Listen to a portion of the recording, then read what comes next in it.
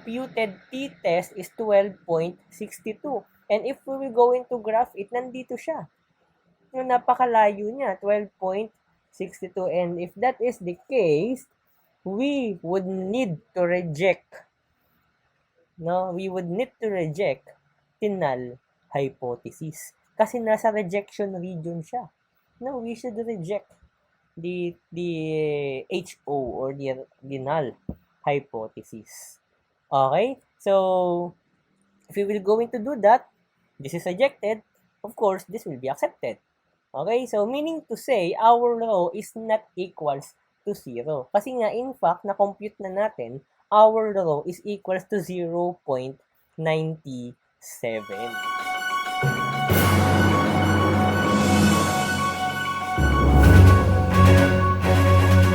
Hello everyone! So good day to all of you. Welcome to our second topic under the correlation chapter. And for this presentation, we will going to talk all about the Spearman rank correlation. So basically, Spearman rank correlation, or what we call the Spearman's rho, is a non-parametric test that is used to measure the degree of association between the two variables. A Spearman rank correlation test does not assume any assumptions about the distribution. Spearman rank correlation test is used when the Pearson test gives misleading results. Actually, almost same siya sa Pearson product moment correlation. It just so happen na pagdating sa Pearson, we are assuming that the distribution is normal. While here in Spearman's rank, there's no assumption na normal ang distribution. Any distribution will do. Non-parametric test nga siya. No? So, distribution-free test ito. And kadalasan siyang ginagamit if the Pearson product moment correlation is providing some misleading results. So if you want to validate your result, you can actually use this as the second way to find for the correlation. So something like that. It is the difference of the Spearman rank to the PPMC. And Spearman rank correlation, this is, nakalagay naman pala, misleading results. This is also used when the Pearson product moment correlation or the PPMC test gives misleading results. Spearman rank correlation was named after Charles Edward Spearman, who developed it. Now, often denoted by rho, this is the symbol of rho, a Greek letter rho. So, Spearman rank correlation is the counterpart of PPMC in parametric statistics dahil si Spearman rank is under the non-parametric statistics naman. Again, when we say non-parametric, this is a distribution-free test. Okay, so Spearman rank correlation formula, I will give you here the formula.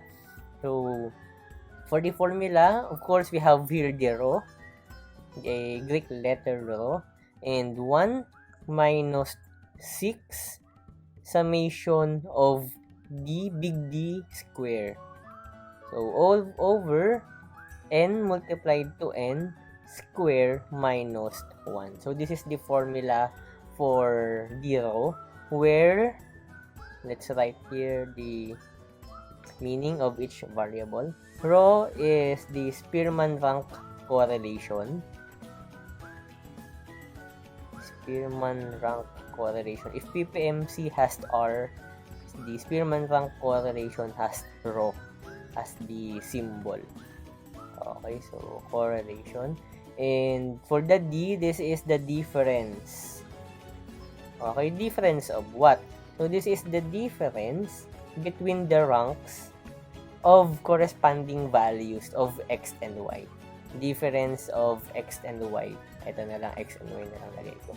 Okay, then next for the N, this is the number of value. Number of value in each data set. Okay. Okay, so that is the formula that we will going to use in the Spearman rank correlation computation. For the t-test of significance, after obtaining the p-value, guys, we need to interpret it the same way we interpret the Pearson product moment correlation before. So after interpreting the value of the row of our Spearman's row, we need to test its significance using the formula that I will give you now. No, with the degrees of freedom n minus 2. So I will just write here the degrees of freedom. Dito na lang siguro. Degrees of freedom, again, this is n minus 2. Why n minus 2? Because we have here two variables or two populations that we are actually trying to find their correlation. And since that is 2, so minus 2 ang ating magiging formula. Almost the same with the PPMC before. Okay? For the t-test of significance formula, here's the formula. So, small letter t equals the value of rho na nakuha natin dito multiplied to the square root of n minus 2 all over the denominator natin, square root of 1 minus rho squared. Okay? Where, let's have again our meanings of the variables. Oops. Letter t is equals to t-test. So, t-test value, or sometimes other books call this as t-test computed or t-computed. It is all the same.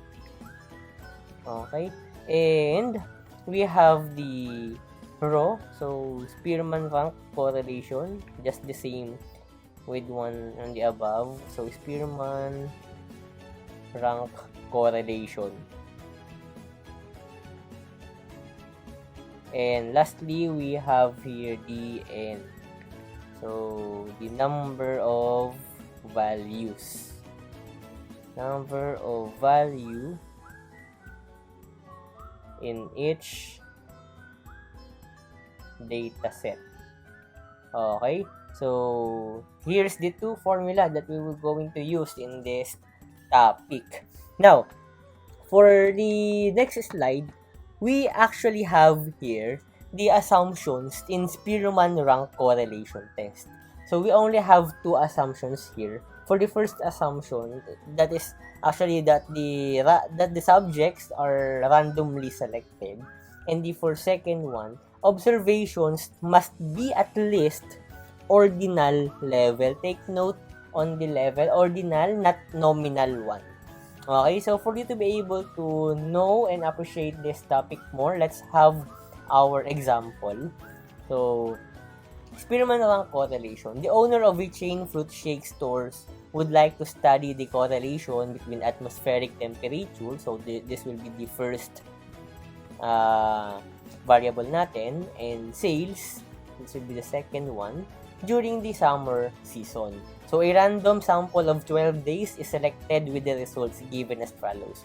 So, day 1 up to day 12. On the day 1, they have 147 units na nabenta na fruit shakes. So, this is in units while the temperature is in degrees Fahrenheit.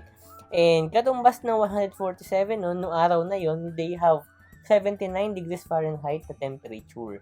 So, etc. going to the day 12, when the temperature is 82 degrees Fahrenheit, na meron silang sales na 150 units. The question is, at 0.05 significance level, can we conclude that there is a significant correlation between the atmospheric temperature and total sales of the fruit shake? May kinalaman ba yung taas or yung baba ng temperature sa taas at sa baba rin ng level ng ating sales? Ayun yung sinasabi ng ating problem. And kung babalikan ninyo yung PPMC natin last time, the Pearson Product Moment Correlation topic, parehong-pareho po itong problem na to, no? It just so happen, parang pareho talaga ang nangyari dahil i-compare natin yung sagot nilang dalawa. Okay, para makita ninyo yung difference. So, I think we can now start our solution. So, for the first part of our solution, we need to graph this scatter plot. We're just graphing this, guys, for us to be able to have some advanced insight on what will be the solution of this problem, and what will be the answer rather of this problem. Okay, so let's graph the scatter plot. Let's go to Microsoft Excel. Okay, so I have here my Microsoft Excel. Nakalagay na yung mga data. So, highlight lang ito. Then, insert. Let's have the scatter plot here. Okay, so parehong-pareho lang, no? Lagyan na natin ng title siguro. Temperature, tulad nung nakaraan. Versus temp versus sales na lang. Okay. And for the labels, let's have this as label. Okay. So, X natin dito is the temperature. Let's change the title, temperature. And of course, our Y will be the sales. Okay, so this is basically the graph, the scatter plot of this data set. Okay, so let's go back to our PowerPoint presentation. We're done now plotting the graph. Let's now have our hypothesis. Okay, so for hypothesis, katulad lang ng dati, we have two types of hypothesis, the null hypothesis and the alternative hypothesis. For the null hypothesis, since we are using here the Greek symbol rho for the Spearman rank correlation, so we will write here rho equals 0. Okay? I hope you get it, guys. Rho equals 0. Again, what is rho? Spearman rank correlation. And when we say that rho is equals to 0, we are saying that there is no correlation. Again, di ba, naalala nyo pa yung mga ranking natin from 0 to 0.99 to 1, exact to 1. When we say 0 ang rho natin, we are saying that there is no correlation between the two variables. In our case, those two variables are atmospheric temperature and the total sales of the fruit shake. Okay, and since we have the equal sign for the rho, for the alternative one, we will be having here a not equals to 0. Meaning, we are assuming that the value of rho or the Spearman rank correlation is equivalent to 0.1 and up or negative 0.1 and down. Okay, as long as it is not equals to 0. Okay, so let's have our next part of the solution, which is the level of significance. Based on our problem, the level of significance that we should use is 0.05. So let's write it here, 0.05. Next, the degrees of freedom. Just like what I have said before, it is equals to n minus 2. So our n here on the data is 12, since we have 12 days. So 12 minus 2 is 10. So next is the critical value. So for the critical value, we have this degrees of freedom 10. We have 0.05 level of significance, and our hypothesis is actually a two-tailed test. Why two-tailed, sir? Tulad po nung dati, when the hypothesis doesn't have any direction, either going to the right or going to the left, it is automatically a two-tailed test. No, kapag equal tsaka unequal sign ang ginamit. So let's take a look on our table kung ano ang value nito. Again, two-tailed, 0.05 level of significance and 10 degrees of freedom. So two-tailed, 0.05 and 10 degrees of freedom. So we have here 2.228. Okay, so 2.228. Since this is two-tailed test, so this will be positive, negative. Again, 2.228 on the right and on the left part of normal distribution curve. Now, we should now compute for the value of the rho or the Spearman rank order correlation. Actually, we can compute this manually, but I'll rather choose to use MS Excel on this presentation. If you wanted to compute this manually, there's no problem with that, no? Pwede mong gawin yon using your calculator. So before we compute for this Spearman's rho, we have to rank variable x and variables y. Wherein, yung rank 1 natin, yung highest, and rank 12 is the lowest. So let's check. Let's go to our MS Excel. Okay, so let's have here first the ranking.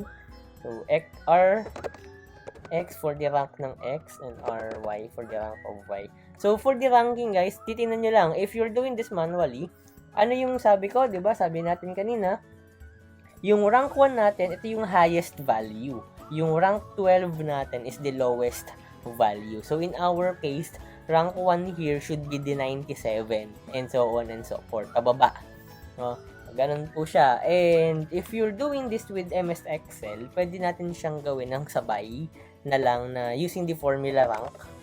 So, rank here under the compatibility function. So, rank. Then, the Excel is asking us a number. So, click this, 79. The first data under the X column. And, of course, the reference. For the reference, saan niya kukuhanin or saan niya titignan ano yung mga kasama niyang data na para makita ko kung pailan ba si 79. Top 1 ba, top 2 ba, top 3 ba, top 4 ba, etc. No, ano yung reference niya dito? Meaning to say, for the reference, you're going to highlight this cell hanggang dito sa cell pababa na to. No? And since, ika-copy-paste po natin yung formula na to, kabuang formula na yan, hanggang sa baba, ma-adjust kasi lahat yan. Ma-adjust. Now, habang nandito pa tayo sa colored red ng mga cell, B2 going to B13, please click Fn on your keyboard, then F4. Again, Fn around lower left of your keyboard and yung F4 sa bandang taas sa may numbers na. Fn plus F4. Ayan. Ano pong nangyari, no? After clicking Fn and F4. We have here daw the dollar sign. Si B, no? Tsaka B2, B13, may dollar sign. So, this dollar sign means actually na hindi na siya mamove. If we will going to copy this whole formula of the rank dito sa mga cell sa baba, ang mamove lang is yung B2. So, if kukopyahin natin itong buong formula na yan dito sa row number 2, sa day number 2, ang mangyayari dyan will be C2, no, naiba yun, naiba yung blue, yung B2 naging C2 dahil dito na siya naka-reference. Pero yung nandito, itong naka-lock na red, B2 and B13, ayun pa rin siya. That's the purpose of locking. Okay? So, next comma, and the Excel is asking us, ano yung option natin? Descending or ascending? So, in our case, that is descending. So, you put 0. Then, close the formula, enter. Okay, as you can see, 79 is actually the top 10 on the rank for this column. Let's try to copy-paste this. Pababa tayo hanggang sa day 12. Okay, paste. Okay, so tingnan ninyo, no, tama tayo kanina na ang number 97 under the column of X, yun yung naging top 1. Dahil siya yung highest. Dahil pinili nga natin is 0, no, descending siya. So, i-center ko lang ito. Same way guys sa RY natin. So, again, rank under compatibility function, then the number, check na dito anong hinihingi ng Excel. Number, then reference, then lock. Okay, then order 0. Close. So, copy, paste, anong nangyayari? Okay, so copy and paste. And kusa na siya, na irarank niya yung mga data, no? So, that's the essence of using an MS Excel in a statistics class. But, the problem here is that sa R sub X, wala naman no? 1, 2, 3, 4, 5, 6, 7, 8, 9, 10, 11, 12. Walang problema. No? Even if you check this manually, tama yung ibibigay niya. Ang problem natin ngayon is that on the column E for the rank ng Y, we have 2 number 10. Bakit dalawa yung number 10? Kasi, for the third day, 147 units din daw yung nabenta eh. Sa day 1, 147 units din. So, pareho. No, therefore, wala yung sa ranking, pagdating sa ranking ng Excel, walang naging 11. So, as you can see, no, 1, 2, 3, 4, 5, 6, 7, 8, 9, 10, 10, 12. So, there's no 11. And if meron po tayong tie, no, meron tayong tie, dalawa yung 10. Dapat doon yung isa sa kanya is 11. Therefore, 10 plus 11 let's write here, 10 plus 11 divided by 2. Ayun ang gagawin natin. 10.5. Ayun yung magiging rank po ng day 1. Instead of 10, we need to change this to 10.5. And instead of 10 din dito, for the day 3, we need to change it into 10.52. Okay, para fair sila. No? Kasi nagtabla sila. So, that is for the ranking. Okay, now, next step is to have the difference. So, I'll just delete this. Okay, so, D stands for the difference. So, for the difference formula, it is basically R sub X minus RY. So, this will be negative 0.5. So, ima-minus mo lang. Ano yung pinagkaiba ng rank nila? And copy-paste, pababa po. Mas madali mag-solve actually sa Excel kaysa mag-manual kayo. Pero, nasa inyo, if you wanted to go manual or Excel, case-to-case basis naman yan. So, ayan. We have difference and of course, the D squared. So, square natin ito. Why we need to have D square? Kasi po, meron po tayong formula na sinusundan. Ito yung formula, oh. Meron tayong D square. Summation pa nga, oh. Summation of D square. And kaya natin kinuha yung difference para lang dito. Ang goal talaga is to have the D square. So, D square meaning, ito, multiplied sa sarili niya. So, negative 0.5 square or negative 0.5 times negative 0.5. So, enter.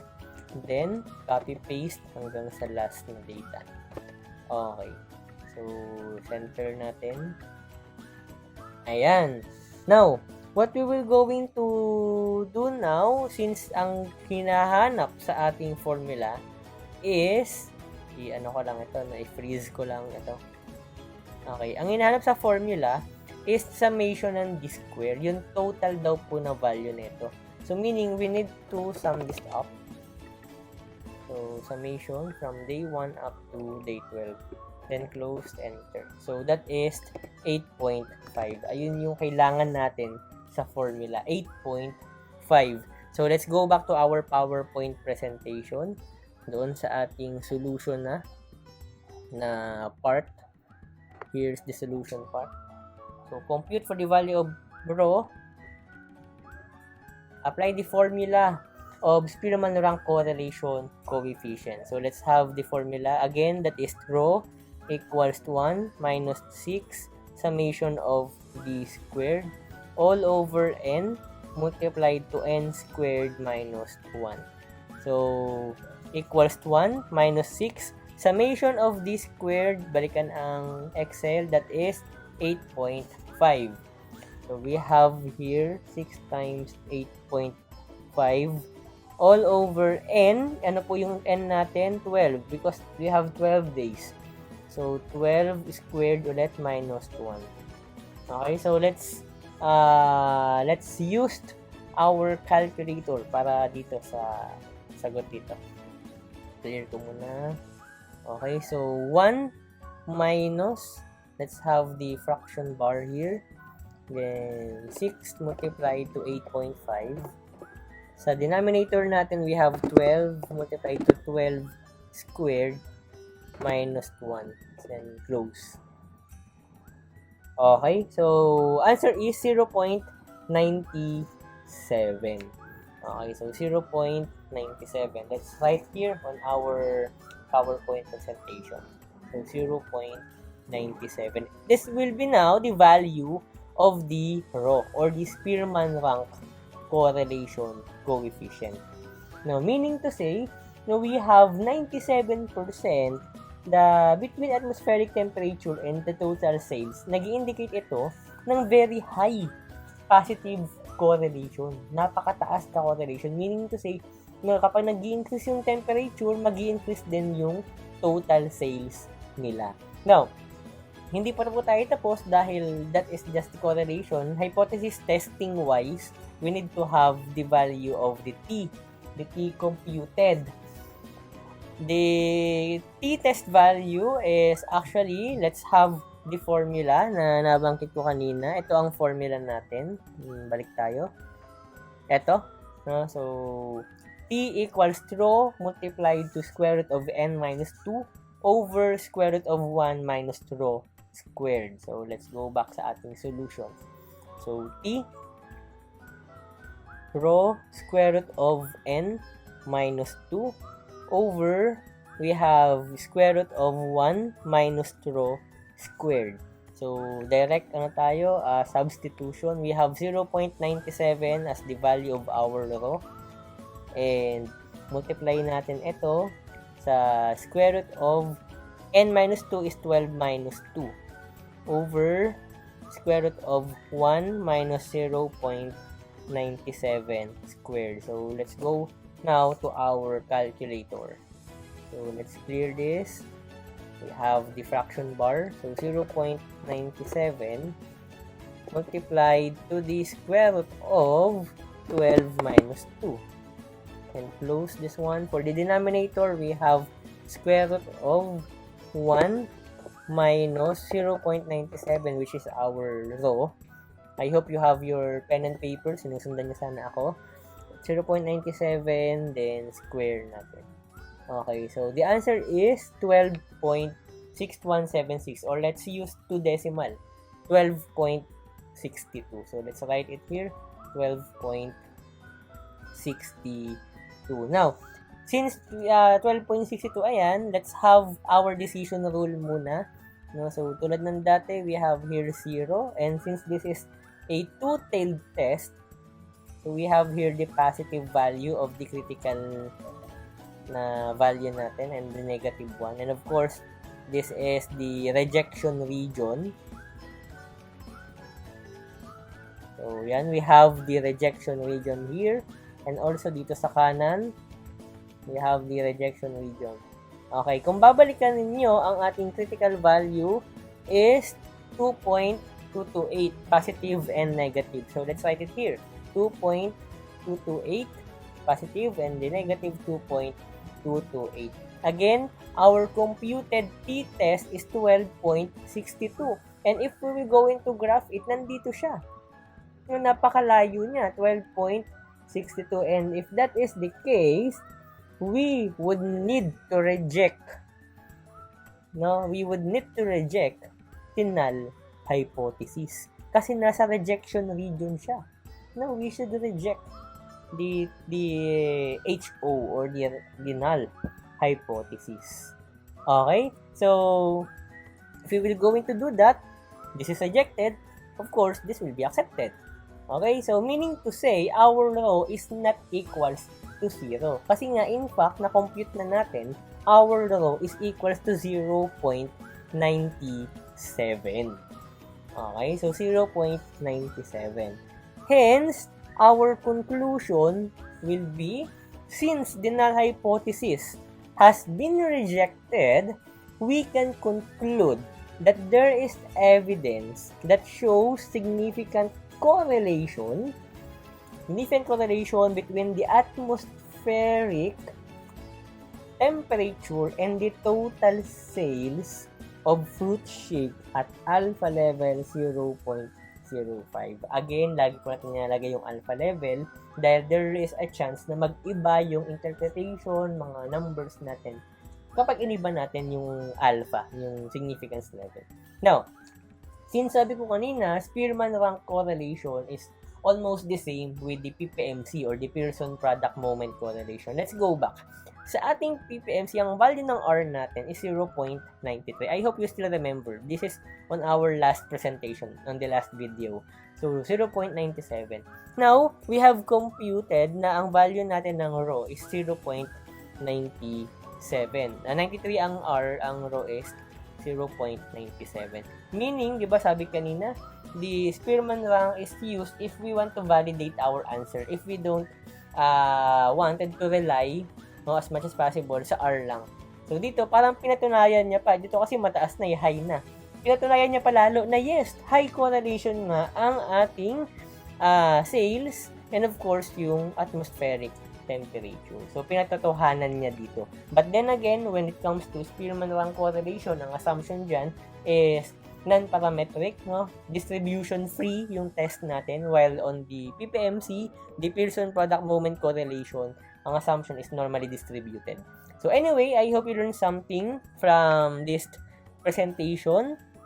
And I'm looking forward talaga sa mastery ng subject. Again, the topic is Spearman rank correlation. I hope you now in the stage na na-appreciate nyo na yung value ng statistics. Okay, so see you in our next presentation. Keep safe always and bye-bye.